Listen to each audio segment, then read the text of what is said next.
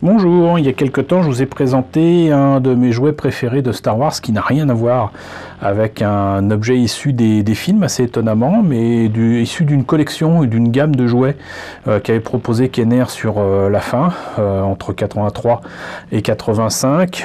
Il s'agissait de Cap 2, voilà. Il est temps de continuer, j'en ai encore quelques-uns à vous présenter, malheureusement pas tout.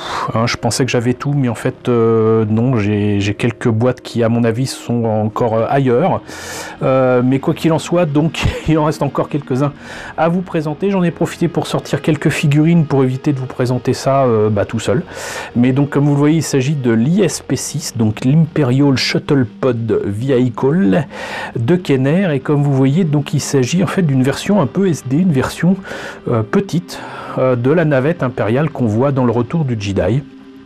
Donc là, pour l'inspiration, Kenner, ils sont pas allés très loin, mais encore une fois, pour ceux qui ne connaissent pas cette collection de mini-rigs, ces petits véhicules étaient le compromis parfait pour avoir des véhicules Star Wars pas trop chers.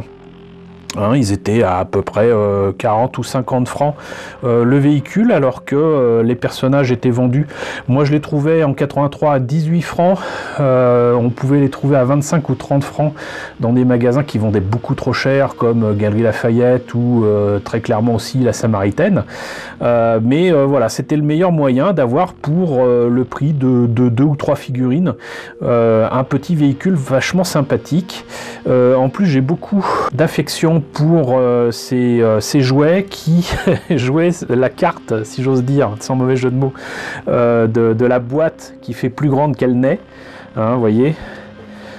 Et j'aime beaucoup ces boîtes. On voit le côté, en plus, on vous fait croire que c'est super grand, mais bon, ça présente bien. Franchement, moi j'aime bien.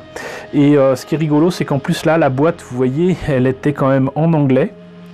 Et pour avoir la version française, en fait, il y avait juste un autocollant qui avait été rajouté par Miro Mécano, j'imagine. Voilà, avec le Retour Jedi, la Garde des Étoiles. Et là, même chose que pour Cap 2, à savoir que vous avez ici la liste, en tout cas de l'époque, des mini-rigs. Il y en a eu plus que ça, en fait, au final.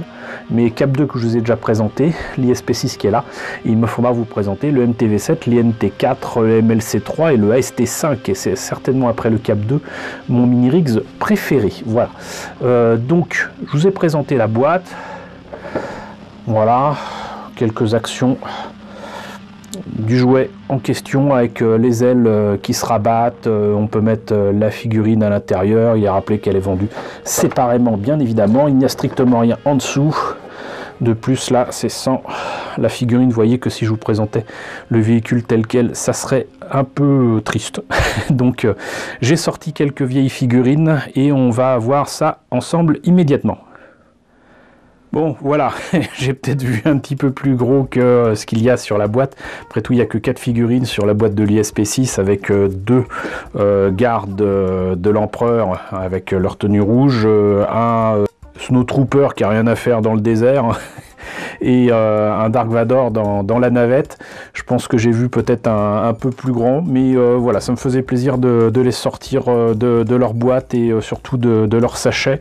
Voilà, il y a un petit bout de temps qu'ils n'ont pas vu le jour, donc j'ai pu voir aussi que le temps ne les a pas épargnés malheureusement, même si je les ai protégés autant que je pouvais.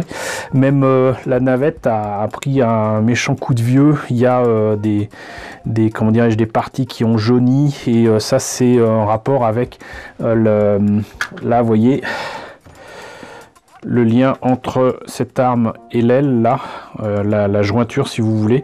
Je pense que c'est pas le même plastique et du coup ça a jauni ici, et même le plastique transparent a jauni. Je suis un peu déçu à ce niveau là. Sinon vous voyez que donc c'est quand même un beau joujou. Et là ça on voit bien que ça a bien jauni, et j'en ai profité donc pour sortir aussi mon très vieux Dark Vador, un Dark Vador que j'avais modifié. Je sais plus si je l'avais trouvé ou quoi, parce qu'à un moment je trouvais aussi des jouets dehors. J'ai pas attendu d'être adulte pour en trouver dehors. Et je l'avais modifié, donc je lui avais fabriqué une cape avec les restes d'un vêtement de tissu J'avais essayé de me rapprocher le plus possible de ce que je me rappelais des films.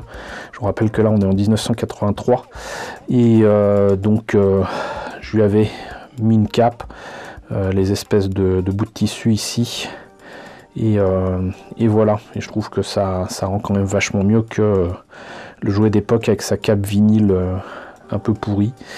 Voilà, je l'avais amélioré comme je pouvais. J'en profite pour vous le présenter humblement, comme je l'avais fait avec des jouets que j'avais fait moi-même, avec le Wampa, avec une créature de Tatooine, des trucs que j'avais fait avec des bouts de liège, du coton, ce que je trouvais, voilà, parce que je pouvais pas m'acheter ces jouets là, ou tout simplement ils n'étaient pas disponibles en France. Donc je m'étais fabriqué quelques joujoux. En tout cas, voilà pour la présentation avec les figurines. Il est temps de montrer un petit peu les fonctionnalités de cet engin. Alors évidemment, on l'aura compris, ça ne peut accueillir qu'une seule figurine. On n'est pas obligé de mettre d'ailleurs Dark Vador, ça peut être un pilote de chasseur taille ou quoi. En tout cas, il se ferme beaucoup plus facilement quand il n'y a pas de figurine dedans. Il a donc la position de vol avec les ailes rabattues, mais pas tant que ça. Voilà, et en fait, vous appuyez sur ce petit bouton là, ou tout simplement, si vous voulez le faire atterrir, alors c'est ça que c'est quand même super bien pensé ces jouets. C'est des jouets, mais c'est bien pensé. Et ben vous faites poser votre engin, et forcément quand vous le posez, le petit truc noir là, vous appuyez dessus et ça relève les ailes. Alors normalement c'est supposé coincer, là ça coince bien. Tout à l'heure c'était pas le cas. Et quand vous le faites décoller, hop, vous le faites comme ça, et comme ça a coincé, vous appuyez sur un petit bouton et pouf, ça fait ça, et hop, vous le faites décoller. Et c'est vraiment un très très beau jouet, et je l'aime beaucoup. Voilà, et c'est un très très bon compromis encore une fois entre les gros engins qu'on ne pouvait pas s'acheter parce que c'était trop cher, et les petits qui des fois ressemblaient pas à grand chose.